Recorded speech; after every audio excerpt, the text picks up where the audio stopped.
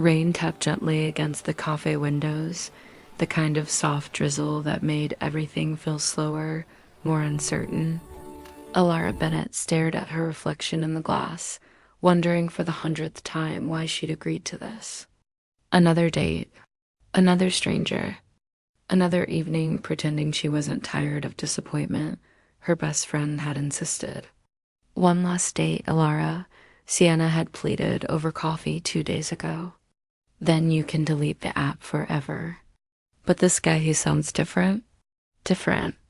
They all sounded different until they weren't. Still, here she was, tracing the rim of her cup, heart beating with the familiar ache of expectation she didn't want to admit she still carried. The bell over the door chimed, and she glanced up. A tall man stepped in, shaking off the rain. His salt and pepper hair caught the warm light, and his kind blue eyes scanned the room with the calm confidence of someone used to waiting for others to speak first. When he saw her, he smiled, gentle, cautious, but he wasn't sure he should. "Elara?" he asked, his voice deep and steady. She nodded. "Yes, you must be Daniel." He sat down across from her, his presence filling the space without trying. There was something grounded about him, something that felt strangely familiar. Though she couldn't place it, they talked easily at first the way people do, when both are polite enough to pretend they're not nervous. He told her he ran a small publishing firm. She told him she was an art therapist working with children. When he mentioned his late wife, his voice softened. "It's been 6 years. My son and we managed." "I'm sorry," Elara said gently. He smiled, brushing it off the way people do when grief becomes part of the air they breathe. "It taught me to listen more, to notice the small things." Something about that made her chest tighten. She liked that answer. Their conversation drifted like the rain outside, unhurried, quietly honest.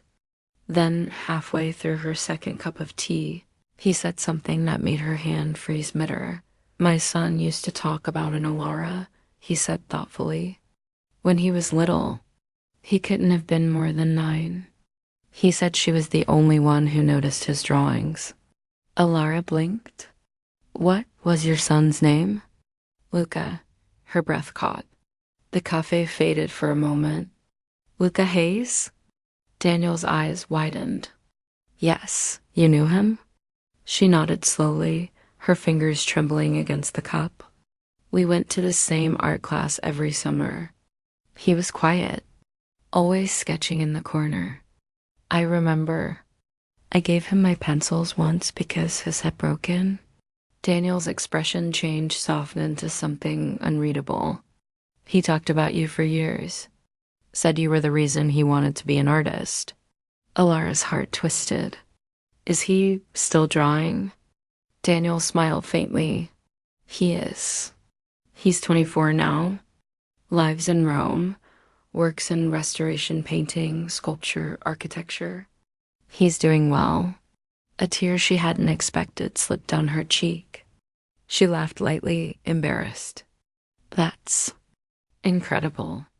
I can't believe it." Daniel leaned forward. "You made quite an impact, Elara. I didn't know it was you when I saw your name on the app. I almost canceled. I thought it might be strange, going on a date with someone who'd once known my son. But then I thought, maybe it's not strange at all. Maybe it's meant." Her throat felt tight. "You raised him alone?" "After his mother passed, yes. I was young, clueless. But Luca, he kept me grounded." He smiled softly. "He reminded me of people who see the world in color when everyone else sees gray. Like you, I suppose." The warmth of his gaze made her heartbeat stumble. This wasn't how she expected the evening to go. She'd come bracing herself for small talk and awkward laughter, not quiet familiarity and the kind of honesty that felt like exhaling after years of holding her breath. They talked for hours. About art, about life, about how loneliness can become a routine if you let it. And somewhere between laughter and silence, Elara realized something she hadn't in years. She wasn't lonely in that moment. When they stepped outside, the rain had stopped. The streetlights painted the wet pavement in soft gold. Daniel offered his umbrella anyway, just in case. Maybe this wasn't such a bad idea after all, she said, smiling. He chuckled. Maybe it wasn't. You know, Luca always said meeting you changed how he saw people. Maybe tonight you're doing that again for me. Her breath caught. It wasn't a grand declaration, just quiet truth. The kind that stays with you, as he walked her to her car. She couldn't shake the feeling that fate had drawn, a quiet circle connecting past and present in one unexpected evening, and for the first time in a long while, Elara didn't want to delete the app. She wanted to see where the next message might lead. The next morning, Elara woke to the soft light filtering through her curtains and an ache in her chest that wasn't sadness, but something gentler. Something like possibility. She hadn't felt that in years. She turned her phone over, half expecting the silence she was used to after dates. But there it was, a message. Good morning, Elara. Thank you for last night. I haven't talked that easily with anyone in a long time, Daniel. Her lips curved into a smile. She typed back before she could second-guess herself. I enjoyed it too. It felt peaceful, like I'd known you for years. They started meeting more often after that. Sunday breakfasts turned into walks through the park, where Daniel would bring his camera and she'd bring sketchbooks for her art therapy sessions. They didn't talk about labels or the future. They just existed side by side, comfortably aware that healing doesn't always arrive loudly sometimes. It tiptoes in quietly, disguised as companionship. Weeks passed before she finally asked, Do you ever talk to Luca about us? Daniel smiled, eyes crinkling. Not yet, but I told him I met someone who reminded me of warmth. He said, Then she must be the woman who gave me those pencils. Her breath caught. He remembered?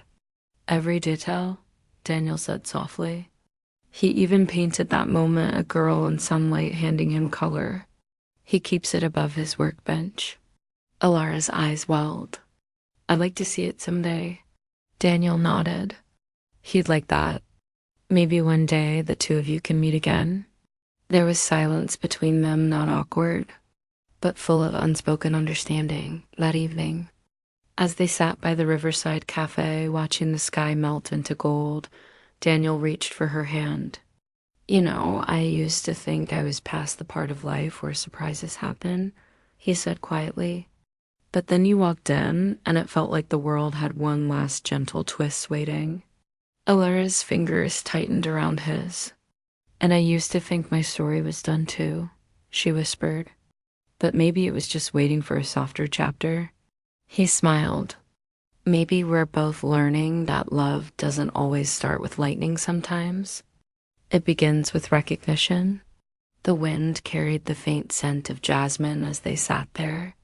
Hands intertwined, not two lonely souls anymore, but two hearts that had somehow been orbiting each other through time, connected by a boy who once drew in silence and a woman who once gave him her colors in that quiet moment.